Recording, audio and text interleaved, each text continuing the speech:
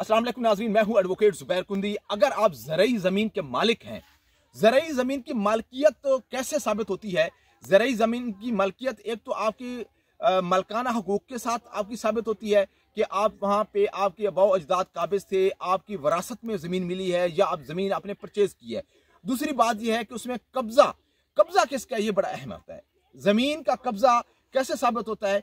जब आपके नाम के ऊपर खसरा गिरदावरी मौजूद होगी, यानी कि अगर ये फसल मौजूद है तो पटवारी इस फसल की डिटेल आपके नाम के साथ लिखेगा कि ये फसल मोहम्मद हजात कुंदी ने काश्त की है या ये किसी दूसरे बंदे ने काश्त की है।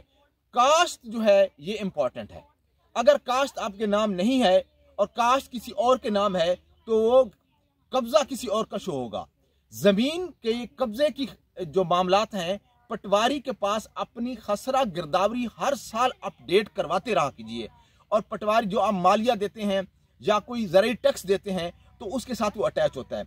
बहुत सारे लोग मालिक होते हैं लेकिन कब्जा उनके पास नहीं होता, और बाद अज़ां कोई कब्जा कर लेता है तो वो थाने कचहरी जाते हैं तो उनका मामला आसान नहीं होता। और कब्जा अगर आपके पास है और आप मालिक भी हैं और फिर भी कोई ज़मीन पर कब्जा कर ले तो ये मुमकिन नहीं है। उस बंदे को सख्त सजा मिलेगी, उसके खिलाफ पर्चा भी होगा, पुलिस वो कब्जा वागुजार करवाएगी और कब्जा आपको मिल जाएगा। जरूरी नहीं है कि ज़रई जमीन है, कई एकड़ पर है और आप बाउंड्री वाल करें। बाउंड्री वाल करना जरूरी नहीं है।